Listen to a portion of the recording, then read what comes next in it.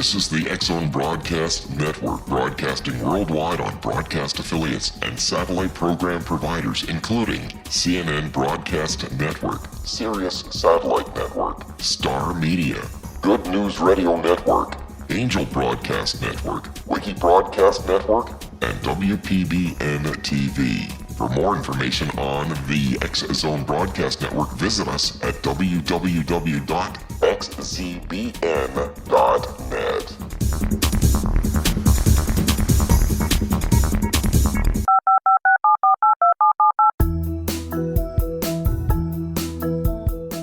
Did you know that when you're on the road with limited data or Wi-Fi, you can still listen to the X-Zone Radio Show with Rob McConnell, The Science of Magic with Gwilda Wiyaka, X-1, Dimension X, Space Patrol, and every minute of the X-Zone Broadcast Network by calling 213-401-0080, courtesy of Audio Now. No smartphone, app, or internet needed. It saves your data plan and it's free if you have unlimited minutes. Call 213-401-0080 to listen on any phone, anytime, anywhere. Remember 213-401-0080 for the best of the paranormal, parapsychology, and sci-fi radio programming anywhere, 24/7, 365. And welcome back, everyone. This is the X-Zone on the Talkstar Radio Network, X-Zone Broadcast Network, UK High Definition Radio, Euro High Definition Radio, Star Cable, and X-Zone TV. 1-800-610-7035, worldwide toll-free. Email xzone@xzoneradiotv.com. On MSN Messenger, xzoneradiotv@hotmail.com. And our website, www.xzoneradiotv.com. My guest this hour is Peter O'Lawler, and he's the author of Shrouded in Mist, Physics and the Archaic Symbology of Metaphysics.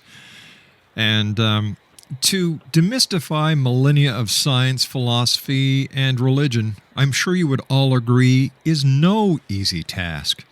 During archaic times and the thousands of years of wisdom acquired by the priests of Egypt, for example, there was no reference to science or philosophy. It wasn't even religion per se. The nature of existence of truth and knowledge was not merely the true belief of the ancient Greek philosophy. As civilization moved westward, X-Zone Nation, through the Mediterranean, Europe, and across the Atlantic, the nature of existence or of truth and knowledge was and still remains in constant and often volatile conflict. It seems the world has settled on believing, but understanding where it all came from remains shrouded in the mists of time. Joining me now is Peter O'Lawler, I should say. And Mr. O'Lawler, welcome to the X-Zone. Thank you very much. What was your inspiration, sir, for writing Shrouded in Mist? I had a lot of time on my hands, and I had been writing poetry since I was 17. And I entered college with what the founders of America would consider a classical education. But I also, after 7 years as an altar boy and wanting to become a missionary, events happened that caused me to turn away, and I immersed myself in comparative theology. And what I discovered was a very long trail of why we know what we know, and the sources of knowledge that give some civilizations and some cultures more power than others. Why is religious conflict so often contrary to their founders' exemplary faith? Well, we can look at, for example, Muhammad. Muhammad grew up along the Spice Road as a businessman, and his divine revelations brought to him by the Archangel Gabriel, who visited Mary, inspired him to write the Quran. Now, just like America's revolutionary generation and all republics begin with the need to remedy political evil. So throughout history, whether it be Islam, republics, or America, people follow their heart, follow their passions, want to do good for the public good, establish something absolutely wonderful for the interest of each other, and then somewhere along the line, other people with different ideas take the original thought and make it into something it was never intended to be. All right, sir, hold that thought. You and I have to take a commercial break. We'll be back in 2 minutes. Exo Nation, my very special guest this hour is Peter O'Lawler. He's the author of Shrouded in Mist, Physics and Archaic Symbology of Metaphysics. And we're going to be back on the other side of this commercial break. And if you'd like to get a copy of Shrouded in Mist, the website is www.amazon.com. That's right, it's available at amazon.com. We'll be back on the other side of this short 2-minute commercial break as we continue in the X Zone with yours truly.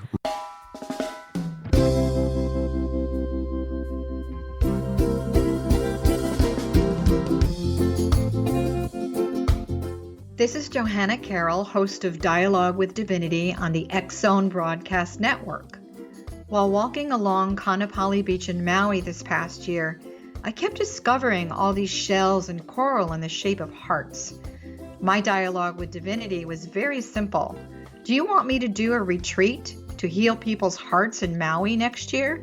And of course, the answer was yes. As a master spiritual teacher, I am offering you a neat retreat called Rise, May 8th through the 12th, 2017, and the chance of a lifetime to rest at a 5-star resort for 5 days and experience a spiritual renewal of your heart and soul. Kaanapali is one of the top 5 beaches in the world.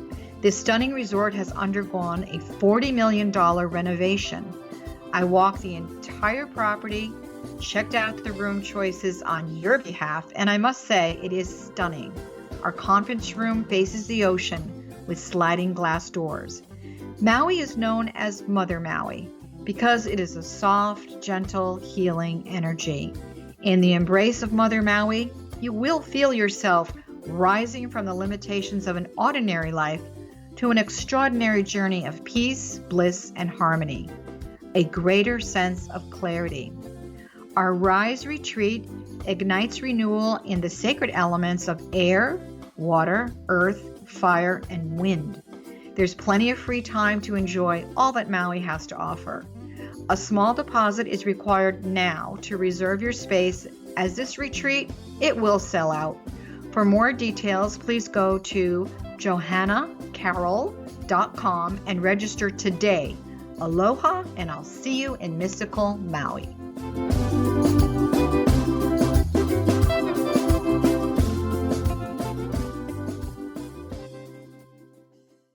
Peter O'Lawler is our special guest this hour. He's the author of Shrouded in Mist, Physics and the Archaic Symbology of Metaphysics. It's available at amazon.com. Before we went to the commercial break, we were talking about, how religious conflicts often are contrary to the founder's faith. Now, what does it mean, in your opinion, to exemplify the ethical behavior of Jesus, for example? This is so very important. The early church, before the Vatican, or rather Nicene Council in 471 A.D., the early church was concerned with following the ethical behavior of Jesus. Mm-hmm. And this, of course, is based in love, which I hope we get to talk about.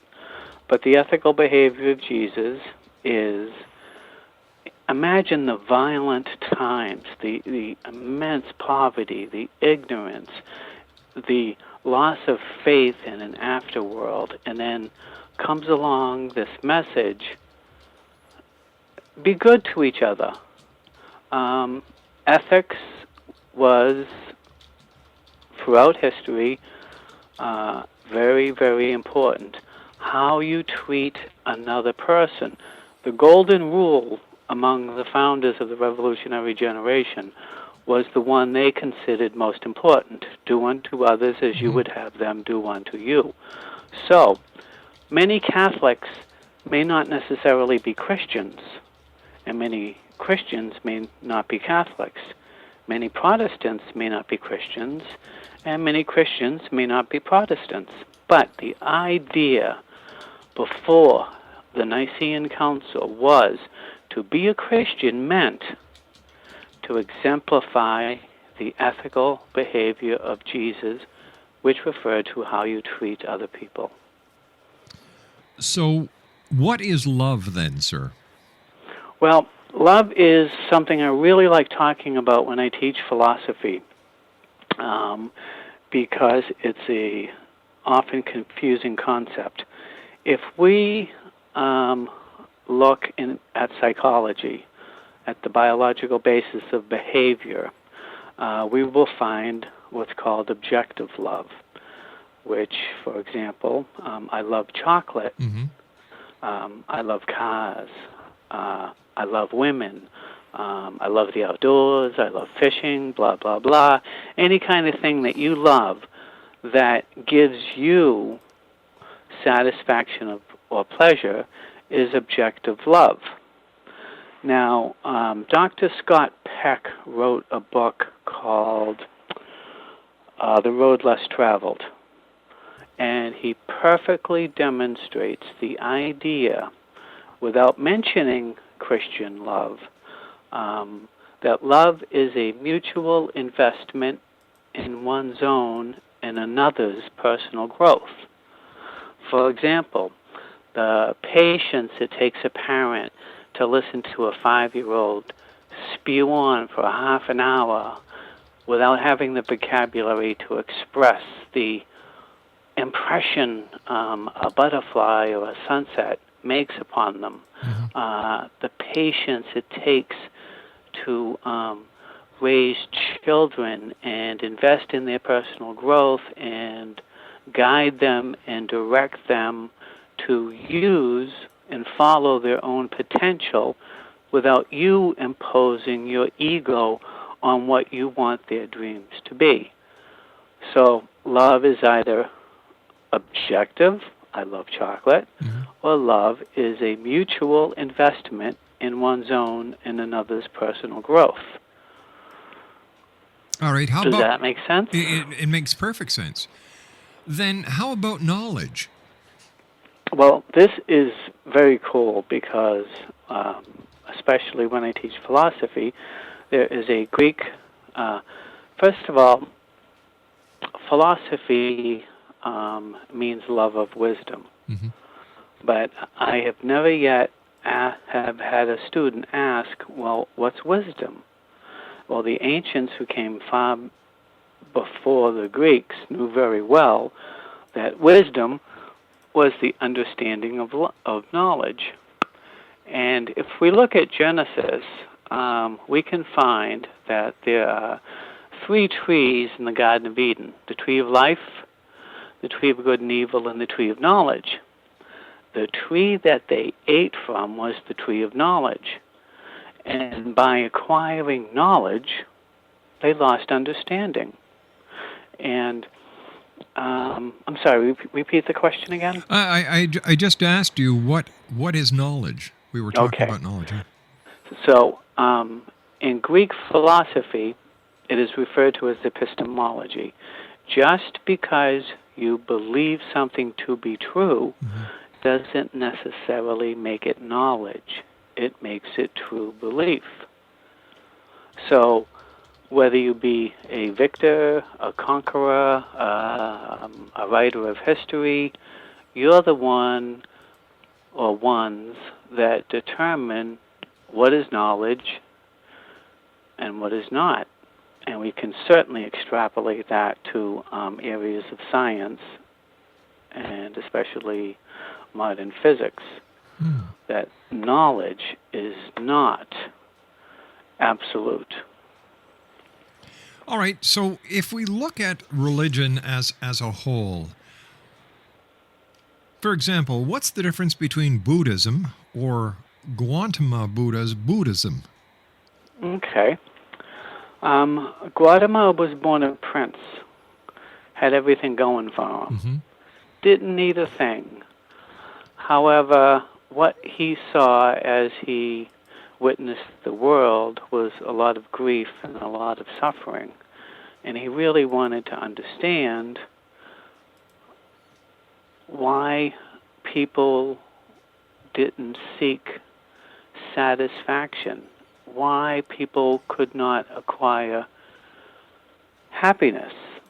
And when a person today practices Buddhism, they're looking to liberate their self from the world of illusion, the world of darkness, their own physical, intellectual capacity, their own base instincts. But Buddha had Mahayanism, which referred to the liberation of humanity as a whole. And I talk a lot about that in my book. Why are there so many different religions? Well, we can use anthropology to answer that question.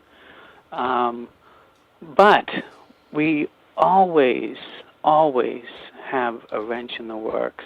For example, my professor in sociology, and I went to this documentary, and it showed that around the world, all cultures evolved at the same rate, at the same time, with the same means, and slowly gained an identity which eventually separated themselves from others.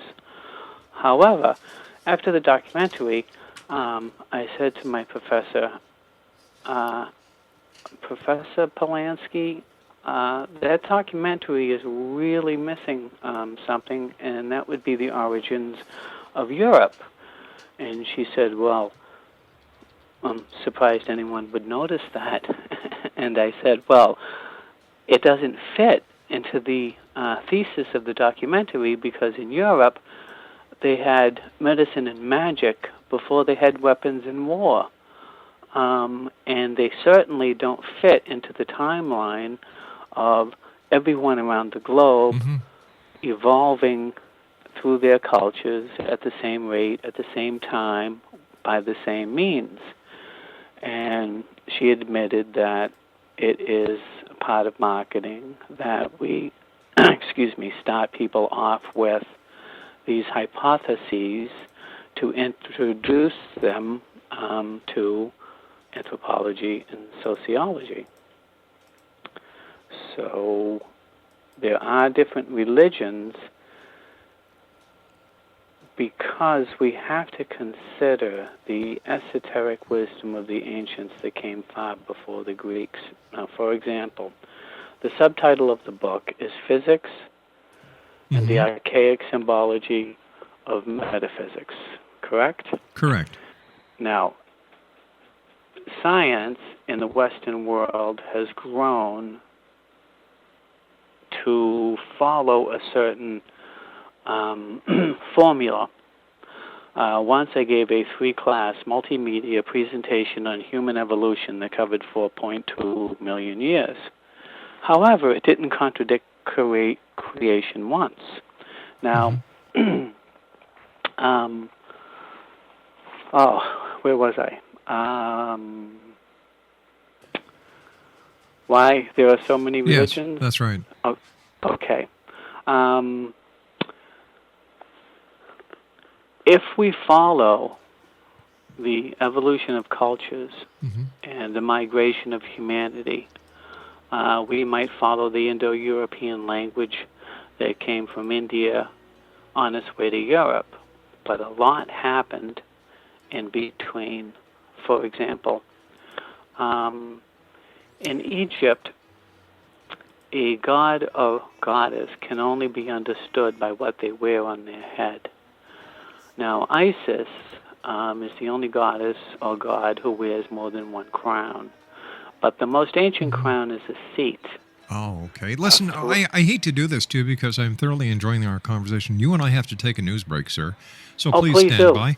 Exonation, Peter O'Lawler is our special guest. His book is available at Amazon.com, and we'll be back on the other side of this. This is the X-Zone Broadcast Network, broadcasting worldwide on broadcast affiliates and satellite program providers, including CNN Broadcast Network, Sirius Satellite Network, Star Media, Good News Radio Network, Angel Broadcast Network, Wiki Broadcast Network, and WPBN TV. For more information on the X-Zone Broadcast Network, visit us at www.xzbn.net.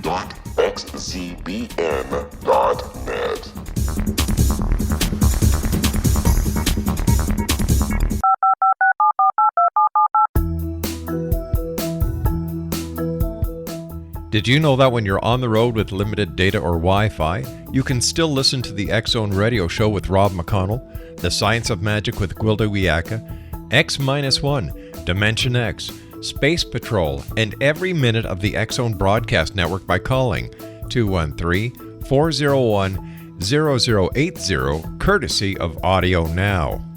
No smartphone, app, or internet needed. It saves your data plan and it's free if you have unlimited minutes. Call 213-401-0080 to listen on any phone, anytime, anywhere. Remember 213-401-0080 for the best of the paranormal, parapsychology, and sci-fi radio programming anywhere, 24/7, 365. Exonation, Peter O'Lawler is our special guest. He's the author of Shrouded in Mist, Physics and Archaic Symbology of Metaphysics. It's available at Amazon.com. Peter, when it comes to the present crisis that we're finding in America these days, do racial, religious, or radical religious groups despise or hate Americans or their government? And do they covert interventionist policies? Yeah, I would like to answer that very much, but could I just conclude the last Sure. Oh, I'm question sorry about that. As to why there are so many religions? In searching for the existence of truth and knowledge is the point at which different religions became distinct in their search. And the synthesis of science, philosophy, and religion of archaic times slowly separated and became distinct entities, and along with those entities came the religions associated with that search for truth and knowledge. Now, please ask your question again. Sure. Do radical religious groups despise or hate Americans or their governments? Well, when I lived in France, I was often privy to many a party where conversations abounded with what America is really all about. And I always had to insist, when you refer to America's foreign policies or the interventionist actions, please refer to the American government and not the American people. I do not believe that anyone from a Muslim to a Russian hates or even dislikes Americans. However, what I found, especially through teaching, that students were often astounded at the actions of their federal government throughout the world. So the answer is no. They do not hate Americans, but they certainly do not trust the American government. How does greed and violence of capitalism contribute to furthering religious conflicts? Well, that's a big question. The Founding Fathers, and you can refer to George Washington's farewell address for mention of morality in government, especially with trade and other nations, that morality and religion certainly enjoin this. they believed that this new era of capitalism was going to usher in a wonderful world, excuse the paraphrase, where everyone was going to get along. But we know people can be and are basically greedy and violent unless there's something to stop it. Problem is, nothing is stopping it. For example, today's issues in America is outsourcing. I hear it all the time. Yeah. And people say, oh, we're losing jobs. But what they don't realize is they're losing tax money. These foreign corporations go into foreign countries and can do in foreign countries what they can't do at home. There are no EPA standards to follow. They can pollute all they want. They can hire, work, and pay whatever they want. And that is certainly greed. Now, the violence in America, as a scholar of, I wrote a book called The Never Realized Republic, Political Economy and Republican Virtue. Mm-hmm. There is an old adage that Roman virtue, or their desire to do good, was the expansion and domination of trade backed by an elite military. And whenever I say that to students or others, I always say, remind you of anyone? Because this expansion and domination of trade is backed by interventionist policies enforced by violence. Now, for example, we know that Afghanistan became a colony in 1812 belonging to Russia. Mm-hmm. And we know in 1948, when Israel was going to become a nation through the United Nations, there was this little boy in Saudi Arabia whose father was a millionaire owning a long chain of laundromats. And when he grew up and got his money, he wanted to go to Afghanistan and help the Afghan rebels get rid of the Russians. Now, at this time, and your listeners should see the movie Lord of War, and it will explain a lot about the legal and illegal sale of armaments and how some countries, especially the permanent members of the Security Council in the United Nations, America, the United Kingdom, France, and Russia, determine who can buy and sell armaments. Now, this 10-year war in in Afghanistan, to get the Russians out, ended. And that 10-year war had involvement with certain foreign countries who gave them money and weapons to do it. When the Russians finally left, or literally gave up, these Afghan rebels turned around and said, thank you very much. We really appreciate you helping getting the Russians out of here. When are you leaving? And this foreign country who helped them with armaments and money turned around and said, we're not leaving. This began a long line of conflict with this foreign power, and they made it very clear mm-hmm. that this little boy who heard his father rant and rave that if Israel was going to be made a nation in 1948, they're going to be a puppet of the of America, this little boy grew up to be Osama bin Laden.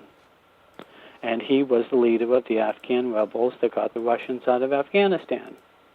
And he said, this foreign country that gave them aid of weapons and money, if you do not leave, it looks like our war is going to be with you.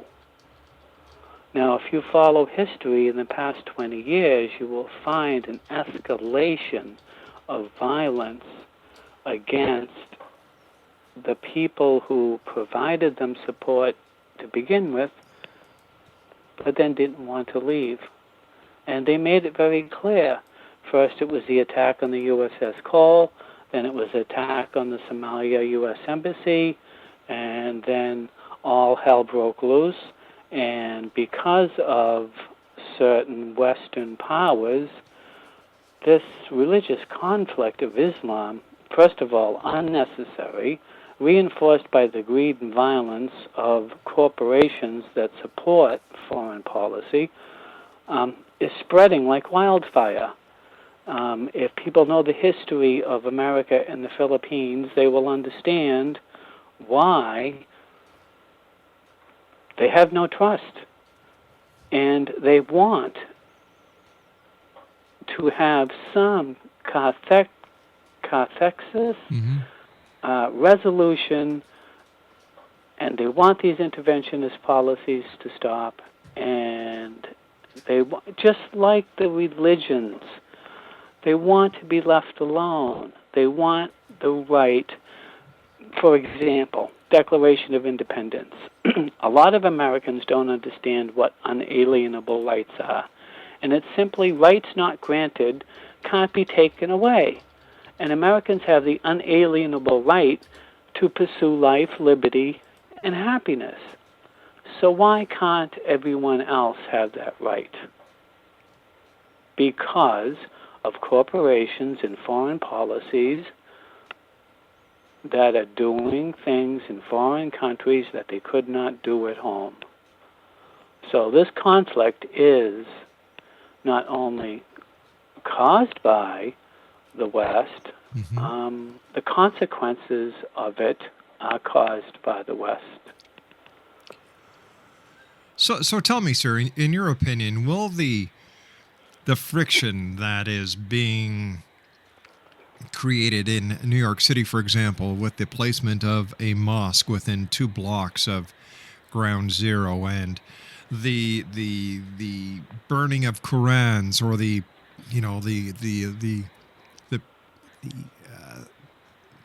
attempt to burn Qurans by Pastor Jones in Florida, will this ever cease? Not only will it not cease, but the problem is that, for example, some states actually burn books by American authors.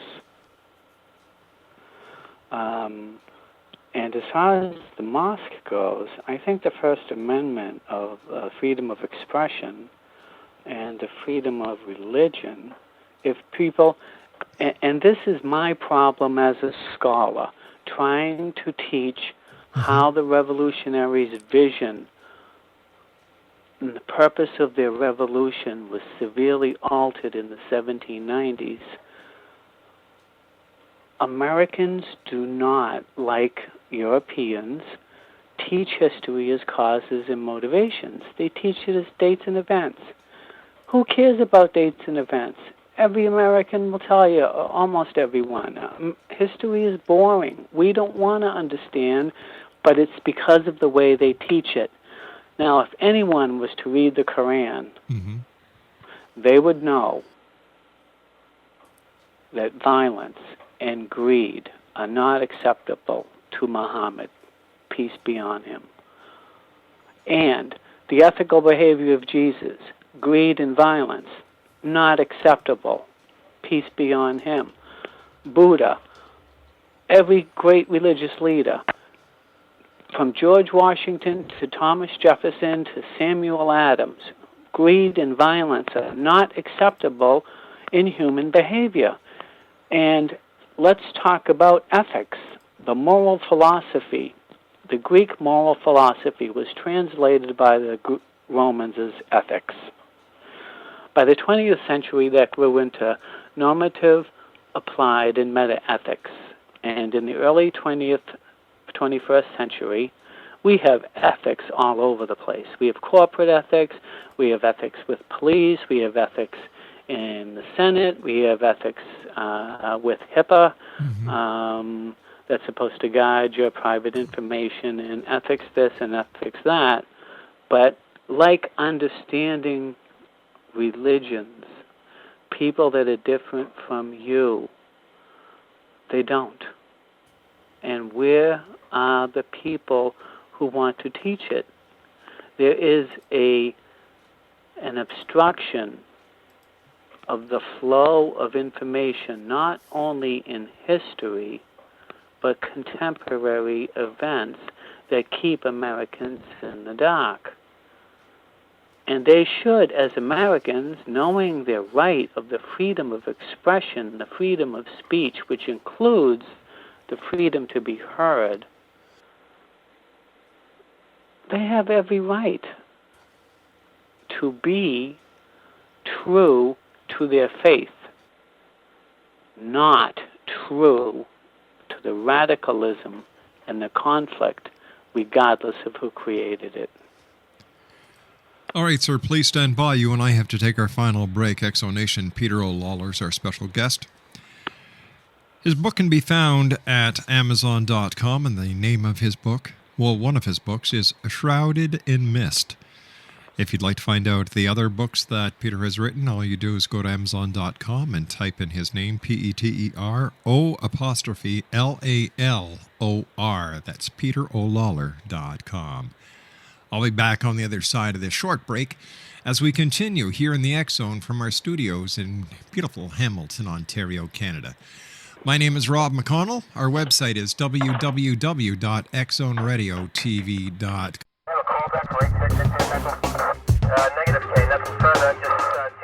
In over 36 years in law enforcement, I've learned a few things. The most important is the proper gathering and preservation of evidence is vital to putting the bad guy behind bars. It's no different in the world of paranormal investigation. Whether it's the search for the afterlife, cryptozoology, extraterrestrials, and UFOs, how we gather that evidence of their existence, preserve that same evidence, and present it to a court of our peers will make the ultimate difference in proving the existence of worlds and entities that are beyond our imagination.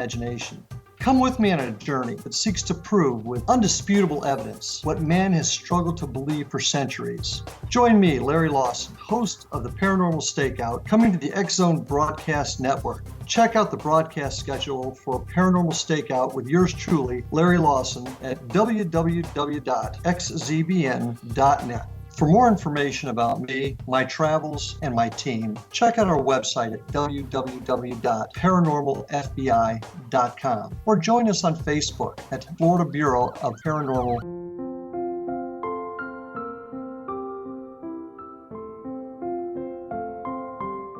I am Dr. Carl O'Helvey, founder, president of a new cancer foundation focusing on evidence-based physical, mental, and spiritual interventions, including natural cancer cures, prayer, meditation, affirmations, nutrition, and other related holistic cancer prevention and cure modalities.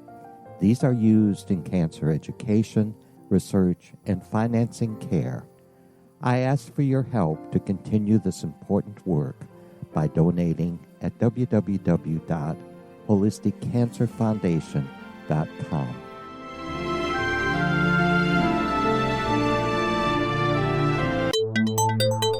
You're listening to the X Zone Broadcast Network, www.xzbn.net. Exonation, Peter O. Lawler is our special guest this hour.